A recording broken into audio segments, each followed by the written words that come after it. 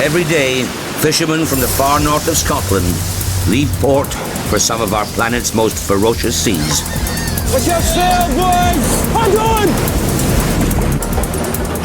This year, bands of brothers battle to survive a brutal winter, horrifying injury, and their darkest fears. The most dangerous job in Britain just got tougher.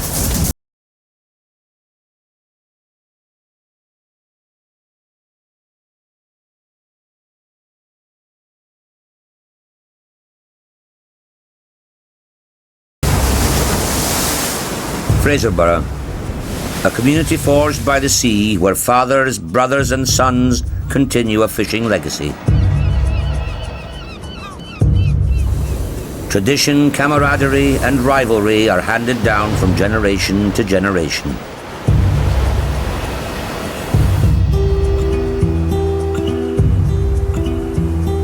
The Sunrise and the Ryanwood embody this way of life. Both boats are family concerns. They hunt together as a pair trawling team.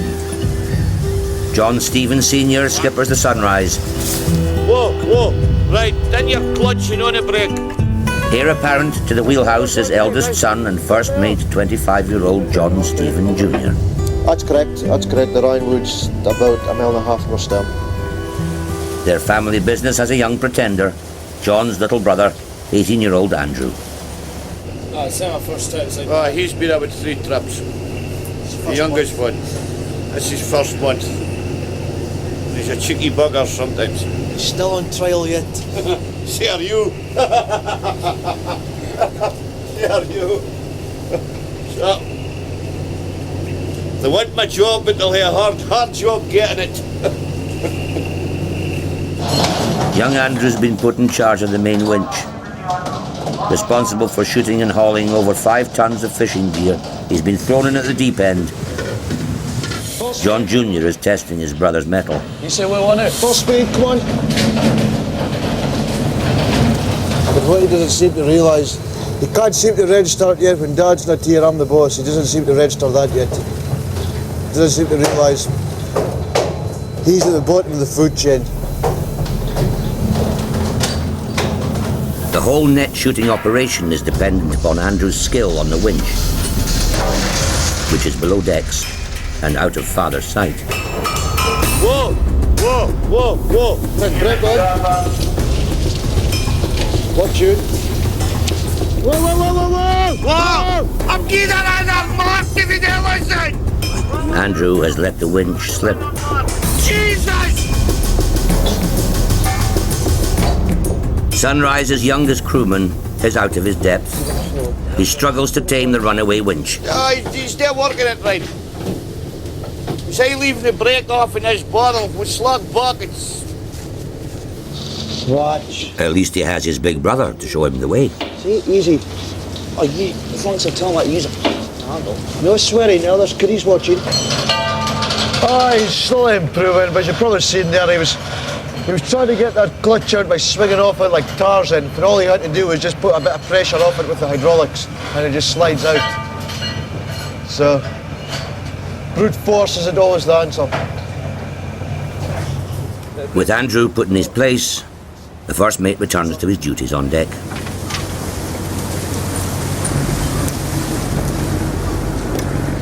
My brother never chooses me to tell me everything in full. Expects me to figure it out by myself and I don't even have a clue. I think he deliberately does not tell me. This sibling rivalry is no surprise to John Sr. Tell me about it. Should be 2 men there. The young lad's just learning the winch. Other son should be there with him. Well, John is wanting my job. Can't blame Andrew. Once he's 3 or 4 shots at a winch he's had. John doesn't want to eat.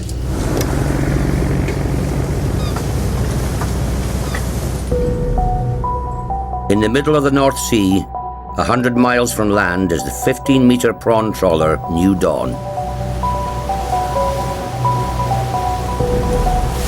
She's one of the smallest boats in the Fraserburgh fleet, and like the Sunrise, is a family business. At the helm is 24-year-old skipper Chaz Bruce. It's fun when you're catching, but you're not catching. It's just a disaster. His older brother Martin is first mate. Malloy! Open your eyes! Look! Last year, trawlermen followed the New Dawn through a roller coaster season. Rocked by storms and poor fishing, a propeller failure almost left them stranded. It's still dangerous. If it slips out of place, we could be left idle in the middle of the sea. Fouled nets were cut away and lost forever. Thousands of pounds away to be thrown into the sea.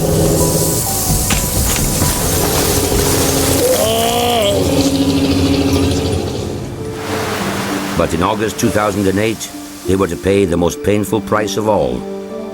Their Filipino deckhand, Ronaldo Benitez, just 28, was lost at sea.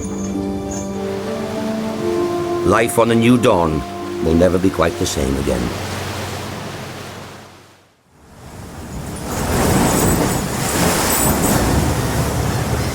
Four months on, Chaz and his crew were again in the jaws of an oncoming storm and struggling to find the prawns.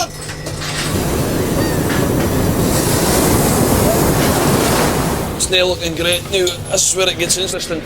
With only a few boxes in the hold, they have to keep fishing. It's about 30 odd mile an hour. Yeah, 4, 6, 7. Makes the job pretty dangerous, Ken. You've got to do it if you want to make money, you've got to take chances. Chaz used to love a bit of rough and tumble, but that was before the accident. The wind's picking up all the time now. I think the weather follows me about. Every time I've got the boat, it's always a blooming gale. Just try and keep your wits about you when you're hauling in a night like this. When things go wrong, it's usually a night like this that happens. It was in seas like these that they lost Ronaldo. They got tied off outside. Really nervous when we're doing this. Like, that's the most dangerous part, hauling your gear. Come on, boy, get out. You go off. Just keep an eye on them all the time. Their heart's in your mouth most of the time.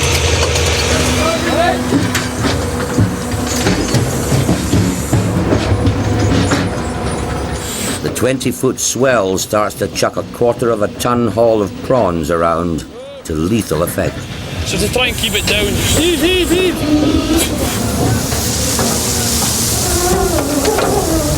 I've seen it before, a net coming right over the top of the rail and hitting someone in the head and it.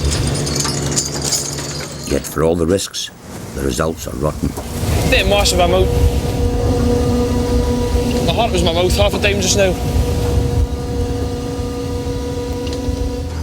New Dawn always used to fish through gales. But that was before the loss of their shipmate. Skipper Chaz is in a tight spot.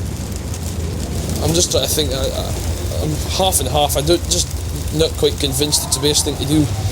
Every time you're doing the same things as before you've done for years and not thought twice about it, it just shows you how quickly something like this can go wrong.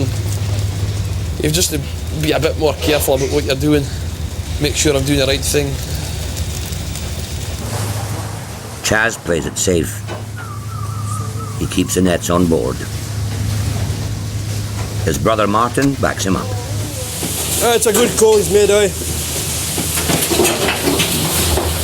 You didn't feel safe, you didn't feel right shooting, just did a shot. It doesn't matter if boats are shooting round about you, if you don't feel right shooting, you just keep it aboard till morning and weather dies away.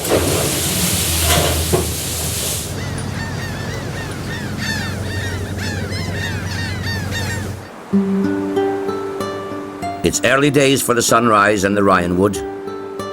So far, good weather and good fishing make for a flying start to the trip.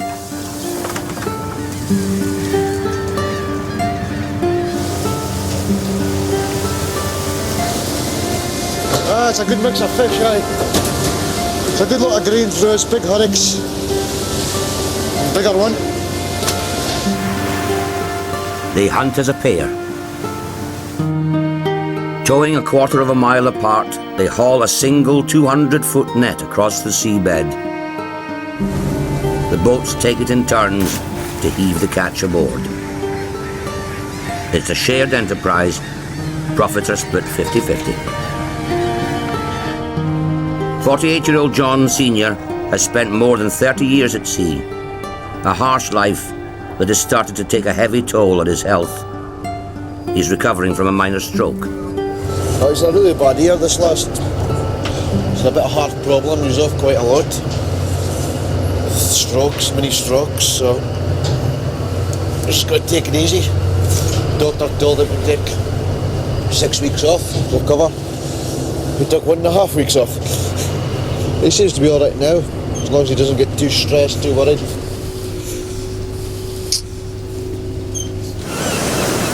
But as poor weather starts to hit the fishing, this old school skipper's blood starts to boil. Go on, swap it! No, we're going to the swap. You're not going to eat the swap! Get a boat since we're going on! Ah, it's pretty frustration. There's no need to scream. There's places to scream, there's places no. Golden rule is if you scream, puts a crew in a panic and it just takes twice as long for something to get done. He's been in the wheel, it's too bloody long. Oh, no, I'll be here for a long time yet. A long time yet. When shooting their gear, the pair trawlers have to come within a few feet of each other to pass a line. Any collision between the 200-ton vessels would be catastrophic. The rope or heaving line falls short between the boats.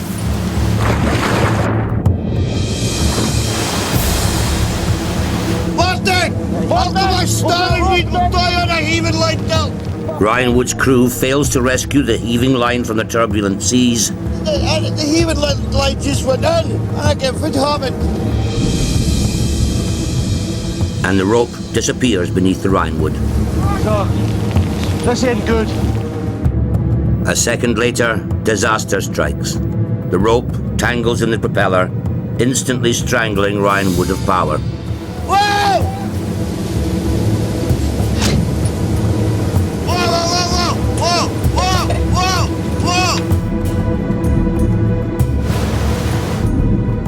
Now the boats are lashed together in a heavy swell, only a few feet between them and catastrophe. John Sr. orders his crew to cut Sunrise free from the crippled Rhinewood.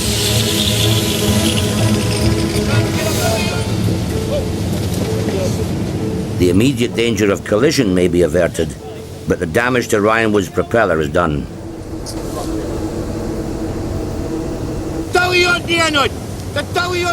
These boats cannot fish alone. The Sunrise is forced to follow as Rhinewood limps 30 miles into the Shetlands for repairs. We lost half to 3/4 of a day over it. Lost fishing time, lost 3 to 4 holes. So the fishing could have picked up for all we know. Going by darkness last night, darkness this night, so we'll never know what we've lost. Lost fishing time, basic errors, makes for miserable skippers. That's it twice in the past 3 weeks we've had it. Before that was years since we had anything to propeller. Years. That's just sheer carelessness. It makes your blood boil.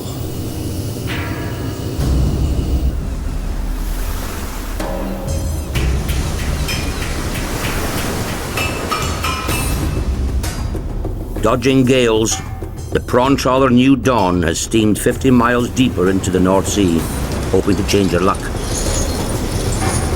Chaz is fishing again. They're over halfway through the trip. They've little to show for it. The net may be full, but not with prawns. It's stuffed with tiny fish. We've hit a patch of pout this time, that's what we're looking for. You see all the small fish in the sea, look. There's ones that escaped through a net. Not used for anything. It's a paltry haul. Deckhand James West has only one thing to say. Just a shambles, as usual. James is his favourite word, shambles. Doesn't matter what happens. It's a shambles. But James knows exactly how well this trip is faring. It's his job to box up the catch and prepare it for market. Only about a third full. 2 days to go. 5 days in. It's not enough. A long way to go. Not a lot of time left. The guys, it wouldn't matter if we'd filled the boat or the boat half empty, they'll always get complaints. Sometimes they can be very pessimistic. I always try to look on the bright side. This is all fish, it's all haddocks. There's a lot of boats got a lot of haddocks this week, so you probably won't get nothing for them. Last week we had 20 quid for a box of haddocks. So we were getting 20 quid for 70 or 80 fish. And you go into a fish and chip shop and get a fish supper and you're about 3-4 quid for one fish. So someone's making money, it's not us.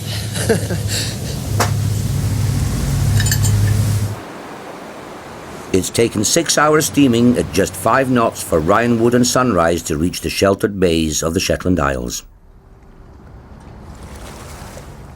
Once safely docked, Ryan Wood's relief skipper, Martin, calls for a diver to assess the propeller damage.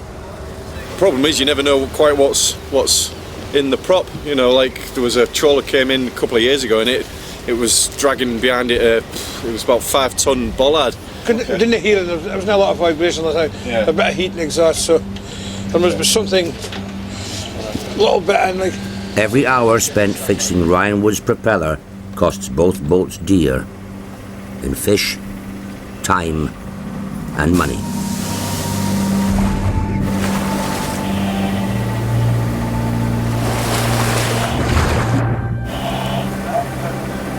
It's the diver in the water, he's just swimming over. Using the camera crew's equipment, Martin sneaks a peek as the diver looks at the damage caused by the heaving line. Yeah, there's a good bit of rope there. Small dent in the blade there. Make it more apparent from the other side, so we'll get it whenever we're ready. The propeller spins at 1,000 revolutions per minute. The damage is plain to see.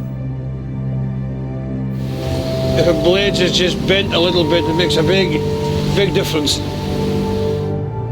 A twisted prop shaft and a strained engine would finish the pair's fishing trip. Same pitching there, so it actually looks like it could be evacuation marks. Nothing to worry about.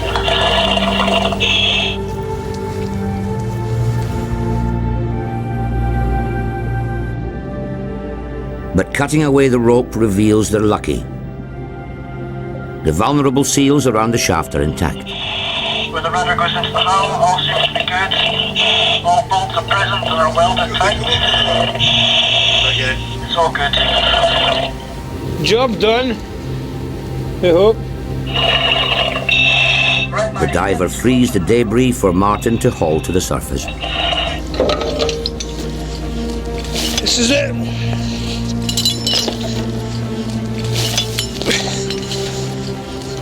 That's the end of his rope. Here's a creeper we used to try and catch her up. And there's the line, look at it. Okay. There's the end of the rope. It's a lot of heavy thing when it's, you can imagine how many 100 times an hour it's turning. Oh, we're relieved there's no damage.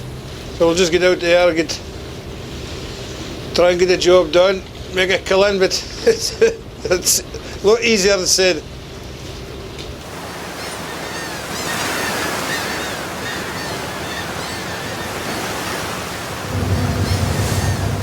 The new dawn is far from sheltered inland waters. A cold wind has swung in from the northeast. It's cut the fishing dead. Still a really big swell yet. You need to get a try for Florence today because I don't think we'll get the one into the direction of the wind. The change in weather has forced Chaz to haul broadside to the wind and side on to the waves. Oh, it's just like a free roller coaster that you voluntarily get on every Sunday night. But this is no joking matter. The new dawn is fishing on her limits. Freak waves come from nowhere and can be twice the size of the surrounding swell. With no warning, not one but two waves as high as the wheelhouse bear down on the new dawn. The first breaks before it reaches them. But the second crashes onto the stern, swamping the exposed quarterdeck.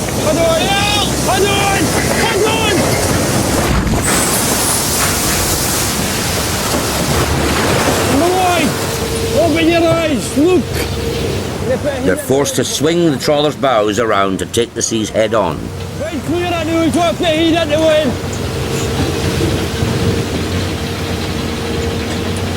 We'll turn around and put head into the wind, shoot that way. Too dangerous, shooting there. Wind behind us. There's some size of rogue waves coming at us just now, like, isn't it? It's supposed to be fair and away through the day, we hope, anyway. Oh. Yep. I want to hit the back of our boat, it's probably 30 to 40 foot. The shambolic weather isn't distracting James, the deckhand. He's got bigger fish to fry.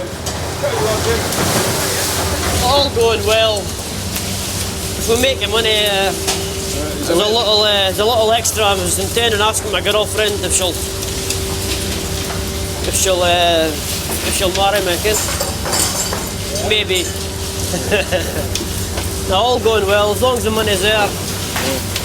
Maybe splash out in a ring as well, kid. Young James is, well, I wouldn't say young, but young James is planning to propose, so I think she'll say yes. I think they'll have a bit of a good match, like. But I'm not gonna. I wouldn't like to predict things like that, but I'm sure she will. You can make a right fool out of myself if she says no. It's all up to the man upstairs.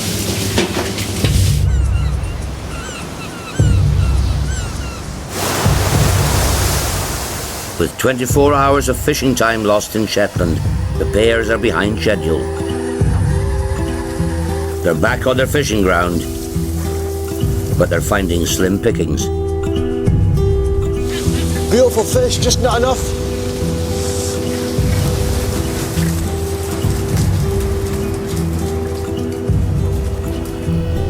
Whoa.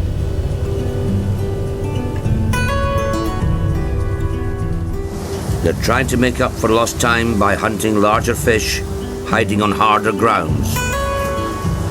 So far, quality hasn't made up for quantity. No, there's not many smiling faces this hole. There's less fish on the harder ground. Beautiful fish though, it's the same kind we've been getting. Just less instead of more. And towing on a rocky seabed is always a gamble. Broken. Drop his rope. But he has, he's broken. Disaster. We've single-ended. The Ryanwood's broke away from his rope. So there's only one rope holding the net now. The end of this rope, it's 10 grand's worth. A load of cash. John Sr. is fed up. It's another basic mistake. The team should have changed the gear to cope with harder ground. Right, it's a disaster. Didn't ask me you. Yet more time is lost, swapping the ropes for chains. We'll be changing the sweeps around because we're going into harder ground, and those will just snap, those ones on the drum.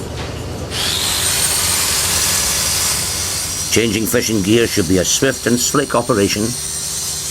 Today, it's anything but.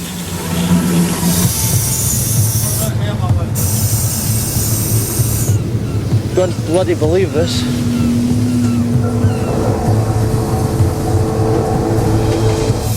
It's a waiting game for father and son until the crew finally get the net back into the water. John Sr.'s patience is tested again. There's a snag with a power block. Oh, that is good. That is really good. Aye, knock on the block now.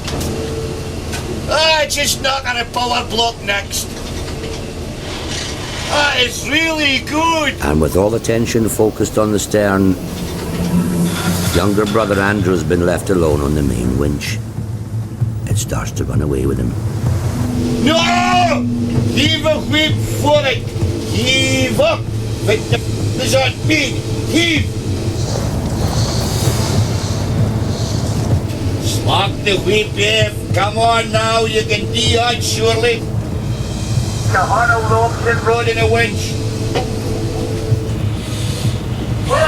He manages to get the brakes locked. Just. Aye, then again. Aye, winch is on, aye. Back to the winch where someone's been sacked. John Jr. thinks his little brother's been sloppy. He takes over the controls. Where's my little brother? Well, you could say he's been sacked from the winch. He's not allowed to work it again. He was forgetting to put the brakes on. Just, it was a matter of time for someone got hurt, basically. Quite forgetful. Since the engineer's off this trip, it's so sweet. My brother's taken over from the engineer, so it's up to him to do all that work. I wasn't even supposed to be there in the first place. And I've never done it before, so leaving me there by myself is just a stupid idea anyway. He's not going up the rung on the ladder, he's went down the rung on the ladder again. So, and the best of it is, it doesn't seem to bother him any.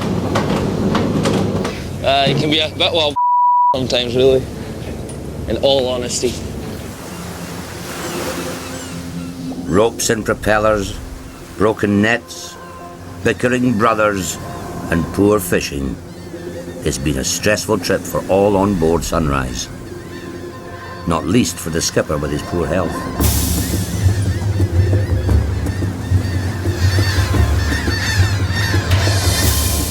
During the night, John Sr. collapses in the wheelhouse.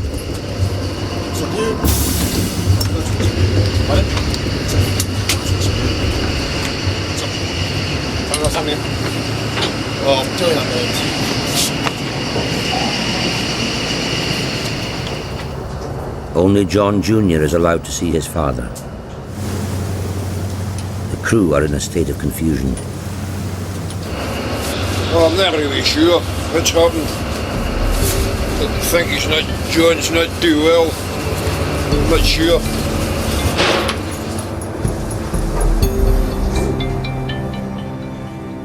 A proud skipper, John Sr. doesn't want his crew to see him in distress. It's down to John Jr. to assess how ill his father is and persuade him to seek medical help. Well, he almost collapsed just now. Father. So, just refusing to go back in. There's what we can do. Is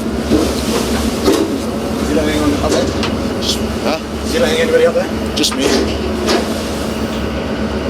I'm only allowed to be able to snow. Personally, I would duck and back into the Shetland, but refusing to go. What happened exactly, John? Just these stroke problems. So we turn again, so.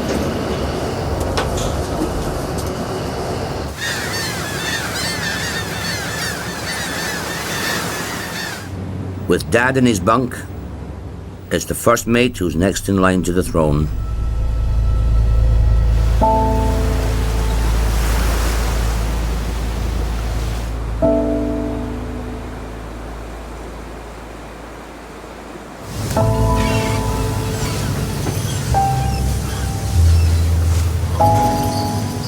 The sea is more than a living for the men of Fraserburgh's fishing fleet. It's a way of life, but it's a lifestyle that can often demand a heavy price. The crew of the New Dawn found that firsthand just 4 months ago with the loss of their crewmate Ronaldo. We was just shooting again, we was just putting on the chains, a way to work, just more or less a way to go for slapping the wires. Ronaldo stood on the wrong side of the chain, so when the chains went back, the chain went round the back one, and he ended up in the water.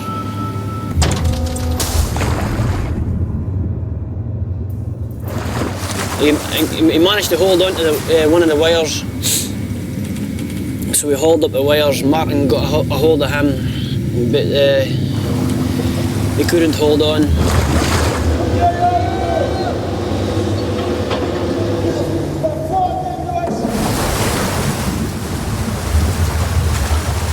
First of all, I realised all our gear was in the water, and you can't. That's the hardest thing. You can't get a boat. It's getting the boat right round again to pick him back up with gear in the water. So the first thing that came to my head was cut the gear away. So we cut the gear away because you can always replace that, or you can get it back even. Hey! Whoa! The water's really cold in the open sea. By the time we got back to him, he was like bobbing up, and he was struggling to keep himself afloat.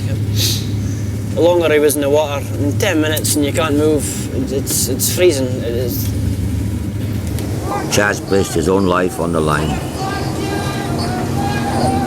When you see like a life in danger like that, you just, first instinct just to dive. I just dived in, got a hold of him.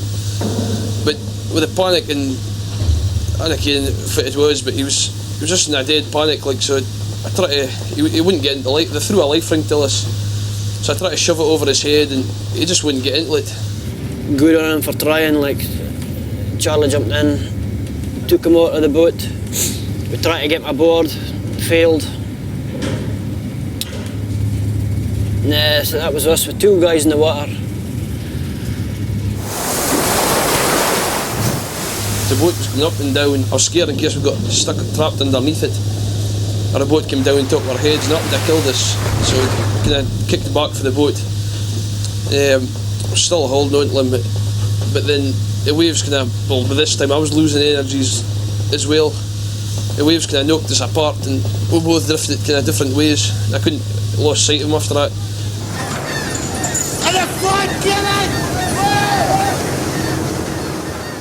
We got Chaz back aboard the boat, put him into the galley, put blankets around about him. I was just about my last gasp myself, like, and I just remember landing the deck, and it was a while before I started to manage to. It was just a lack of energy. I think I couldn't speak or move, or I was just kind of huddled in the corner, and they got me inside into the galley. It just didn't move. It was blue. It was really blue.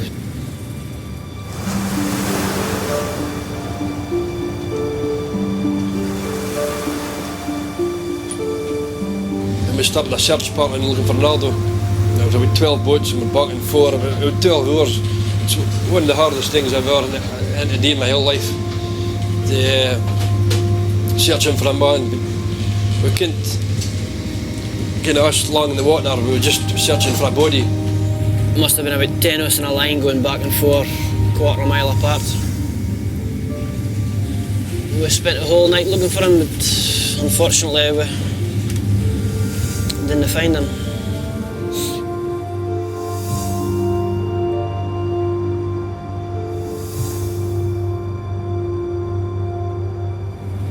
I missed the guy totally. I'll never forget him. He was a good guy.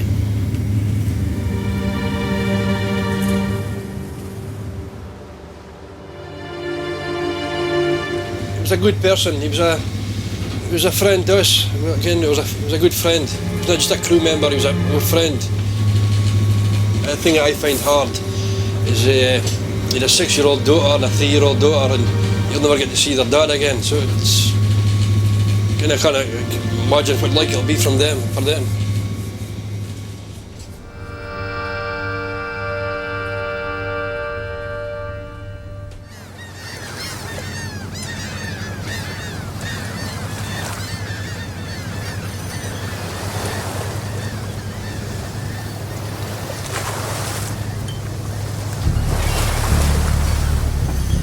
On the pair trawlers, there's fish to be caught. John Sr. has suffered a mini stroke, but he's back in command of the wheelhouse. He's far from himself.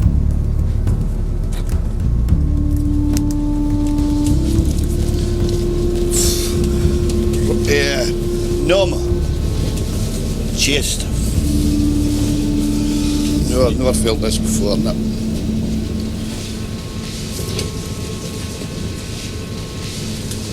Oh. Jesus. It's this here. It's numb. John Sr.'s resolve to keep fishing brings mutinous mutterings from the crew. They're worried for him. There's one way we could get him in. Just have one phone call, it's out Dirk. One phone call. Another. Numbness, chest pains, it's not a good sign. Best is we're only 20 miles from land as well. Be there in 2 hours. John Sr. is refusing to speak to a doctor, let alone return to shore. Why? It's the best sensible thing, isn't it? What's weird about you is phone your end doctor. God, no. To me, I think we should go away in with them.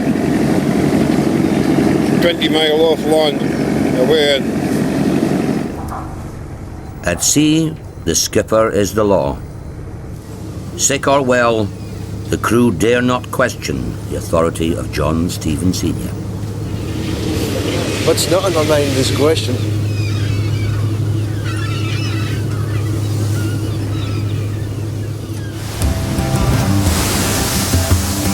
For the last week, New Dawn has battled rough weather and poor fishing.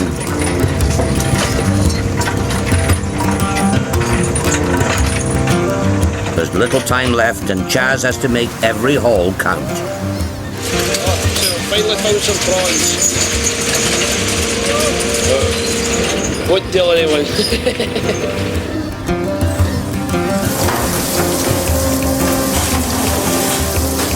A full hopper is a welcome antidote to the last few days at sea.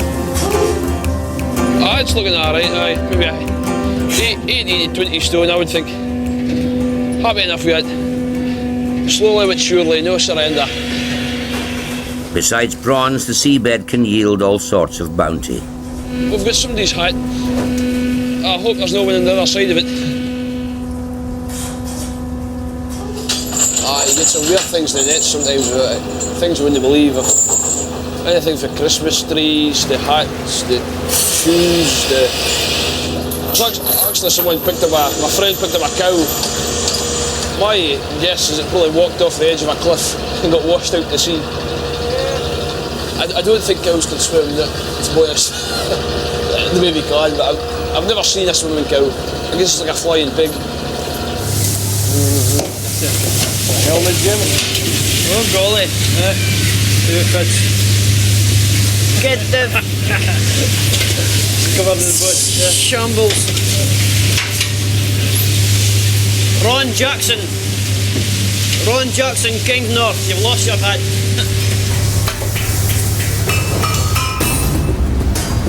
Just as the New Dawn's luck seems to be on the turn, a fresh weather system swings in from the west. It couldn't have come at a worse time. The wind's picking up now. It's supposed to be pushing up to 55 miles per hour a night. Whoa, it's a big one. No, it's not.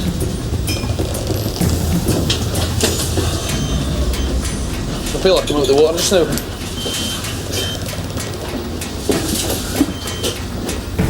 What a week.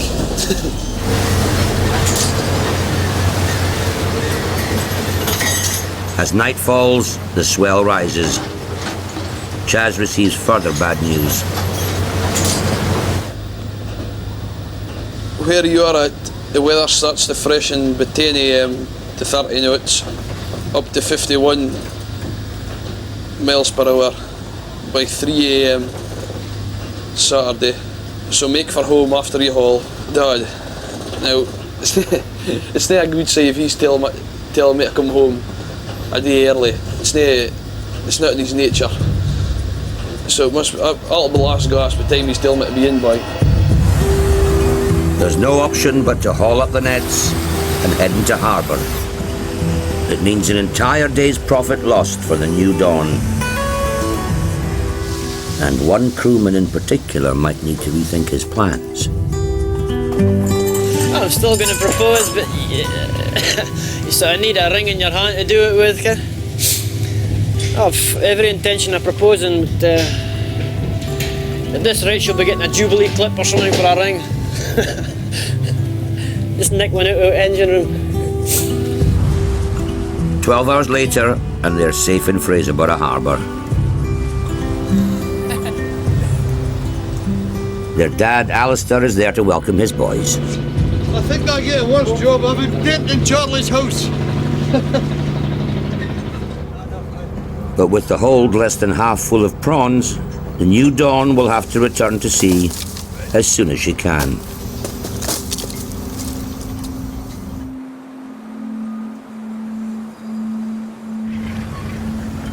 The pair trawlers, Sunrise and Ryanwood, have now been fishing hard for 10 days.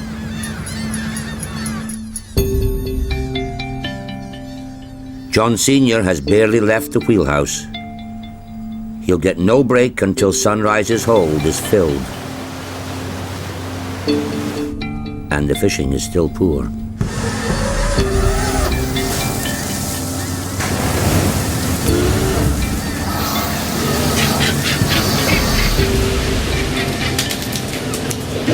Not enough.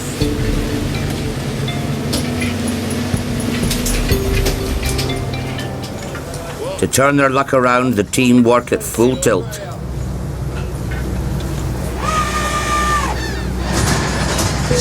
But after 10 days of broken sleep and hard labour, accidents can and do happen. Can you get a boat, lads? Stand back, lads. Well. Out on deck, John Jr. takes a huge hit from a rope.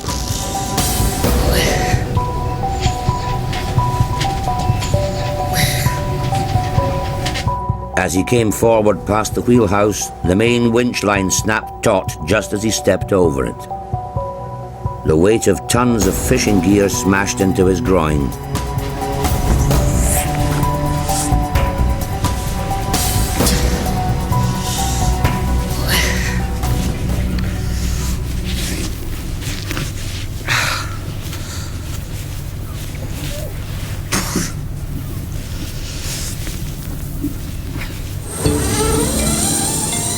But, like his father, when there's fish to be caught, medical attention can wait.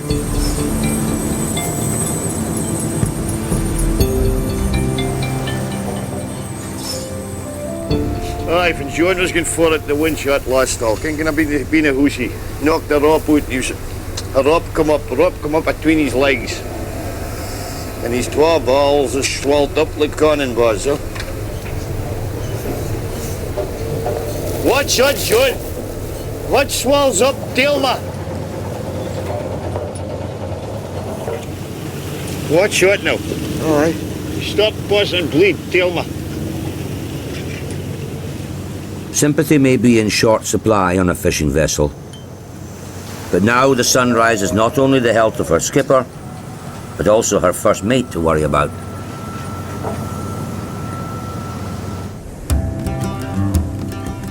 In Fraserburgh, the new Dawn is preparing to get back to sea. The Bruce family share the skippering. For this trip, Chaz will be working on deck. Brother Martin will take a turn in the wheelhouse. And joining them as cook is the new Dawn's former skipper, their father, Alistair. I've never been in the wheelhouse since for 14 months. But when I go, I'll try and leave him to. If I manage to do it, I'll cross my fingers. I'll leave them to make the decisions, and I'll work on the deck. For one crewman, James, heading out to sea is the last thing he wants to do. Alison has come to see him off. She's no longer just a girlfriend. I asked her to stand up, and as she stood up, I went down and asked her to marry me, and she said yes. So that was good. Like it went better than expected. Just got engaged. So we're due to get married. If we can ever make money to hold a marriage. I'm used to fishing, so you just get used to it. It's a fishing community, so you're just used to them all the time. So, but no, it's hard when he goes. It's hard. Hurry up, James, get a kiss and we'll in our way.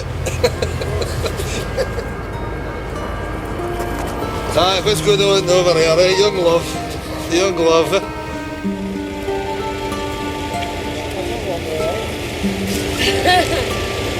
See you later. Aye, you get used to being at home, Ken. So yeah, it's always hard saying goodbye.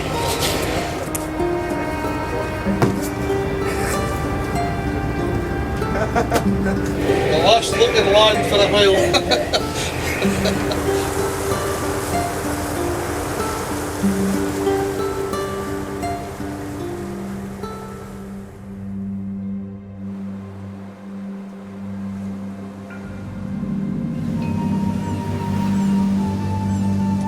Sunrise is 50 miles from port. The first mate is in unbearable pain. His father has no choice but to seek medical advice. Coast Guard, Roger. And could you tell me, have you given the person any pain relief and what type, over? No, he's had no pain relief.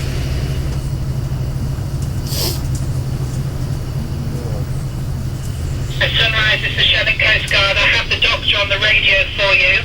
She will speak to you about pain relief, but for your information, we have the helicopter about to scramble to evacuate your crewman. Could you make him ready for lifting, over? Yes, well, we're just away to haul our gear. We're just away to haul our gear. That's okay, right? Nothing goes perfect. Boys! Can you see the helicopter? That boy! That boy will be coming out here! Yeah, can I ask you to switch all of your lights off and on? The helicopter has to find the pair trawlers in a vast seascape at night. The pilot needs help telling Sunrise apart from Ryanwood.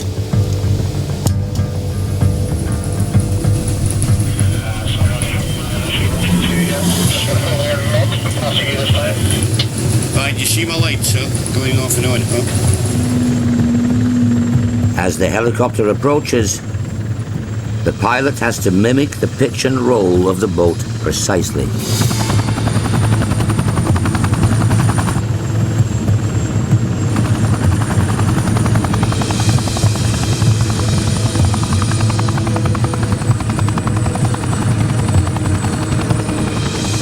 Lowering aircrew onto a trawler in a North Sea swell at night is never without risk.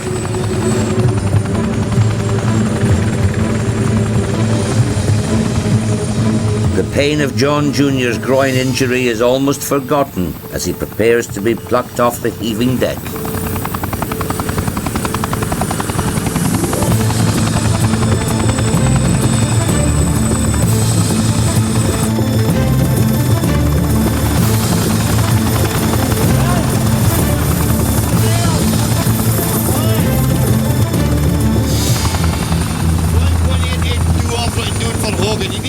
John Sr. is more worried about being a man down. No,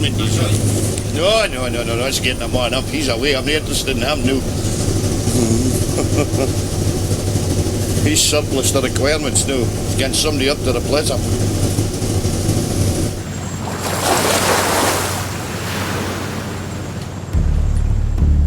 The New Dawn is back in the prawn grounds, 120 miles off Fraserburgh. She shoots her nets, hoping for a change of luck and bumper hauls. It's time to play catch-up. Without further ado, the winch engine grinds to a halt.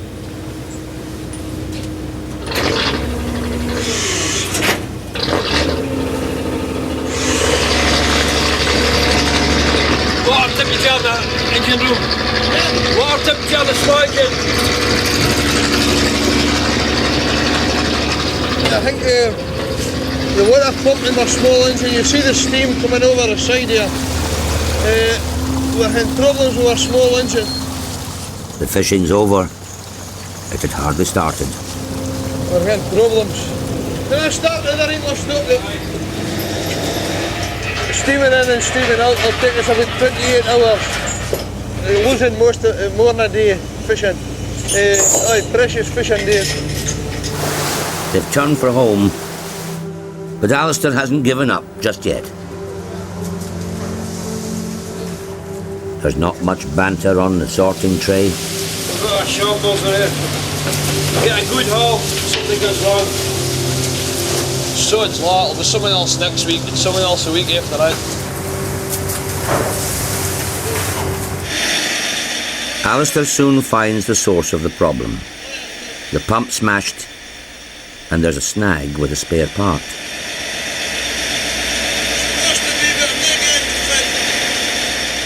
A failed auxiliary engine will cost them thousands in lost fishing, fuel and repairs. I've got the pump stripped down, but I can't get the old impeller out and I'm feared to force it. So I'm going to wait and make a phone call and ask if we've just to force it out or if I have something to do, can't to release it. And then hopefully we'll try a new one.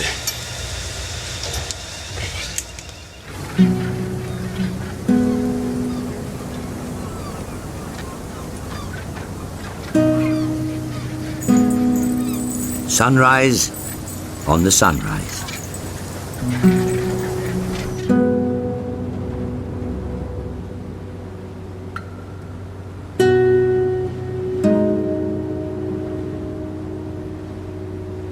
Life and fishing carry on after last night's helicopter drama.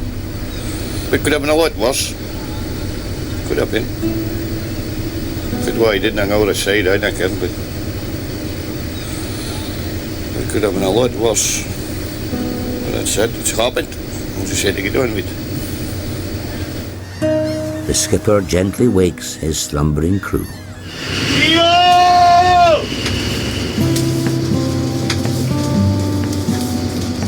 Young Andrew is the last to rise. What to do? You're up there, you want to see. More than you're a hammer here, hit him with the head with, so he gets up out of his bed.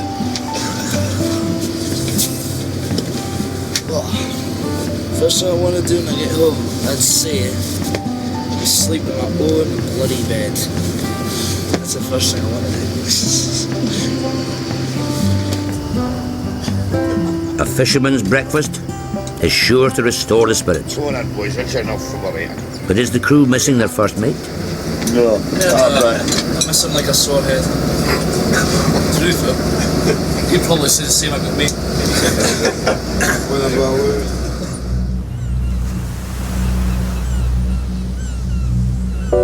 The new dawn is beating a retreat after only a day in the prawn grounds. But Father Alistair is still trying to fix the faulty pump.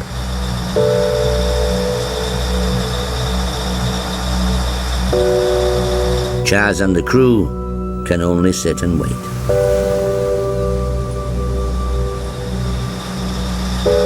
The spare part is forced home. The moment of truth will only come back in the wheelhouse. Check the water's going over the side, there's not a way. Swing at 1500 reps. There's water coming out of there, smoke running like that. The new dawn is back in business. The old boy's still got a magic. That's it, working. We've succeeded. My half fines an engine room, but the engine's red hot. My knees is just laying. The heat. They're burning knees at the best of it, they're all red now. But that's it done, eh? After success, you're feeling good. There's no snag to good fishing now. Time after time, the boat rewards the crew with big hauls of quality prawns. Oh, aye. Whoa. Steady's the key. What the hell? We're on the prawns. A change in fortune makes the struggle worthwhile. The good times are back. Gold stone sail. Dad gets mince and tatties on the go. He reflects on a year of tragedy and fraught fishing for his sons. Last year was a tough year for them. I've been proud of the way they've carried it doing. Brothers always have their differences and that and like that, but they're working well together. And they always look out a bit for each other, and we're always together, Ken. It's a fine, close family.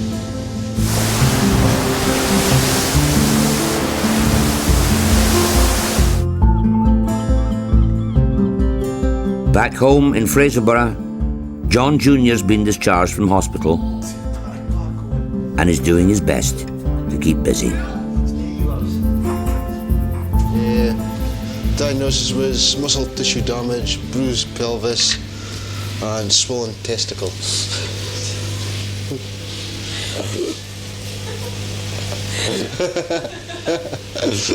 I bet you're not expecting that.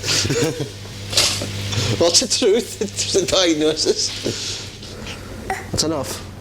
150 nautical miles away, the Sunrise is enjoying a spell of perfect weather.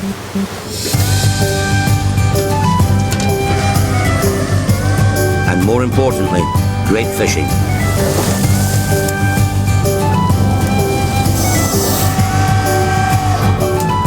There's still plenty of hard work to go yet. Back home, John Jr. is wondering how Sunrise will manage without her first mate. They're a man short just now. Little brother's just got to pull his weight. He's just got to do more than he's doing just now. Fit, you wetting up? Sunrise's ice room is filling with fish. And down in the hold, Andrew seems more than happy. Well, it's my favourite job really, because it's just sorting everything out. I prefer it a lot more than working a winch. I do. Less pressure, huh? Aye, less pressure, and I already ken what I'm doing here. Once I'm down here, Johnny's my boss, because he's in charge of the hull. So he's my boss, not my brother. Having filled up with top quality fish, the pair trawlers finally head home to market. The pairs landed £125,000 worth of fish, a handsome profit, no mean feat after the cruel twists of fate the sea has thrown at them over the last 14 days. It's been okay. After a lot of things went wrong. Oh, me. Helicopters and...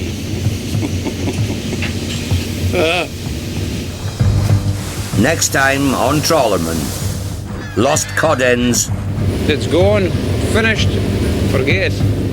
Tempers fray. He's got a half-inch fuse. No! You can just haul that buck in a bit. Reminds you of a wee terrier dog snapping at a bone. And a net in the propeller. Stop! Stop! Engine stop! Do not let that bag him off!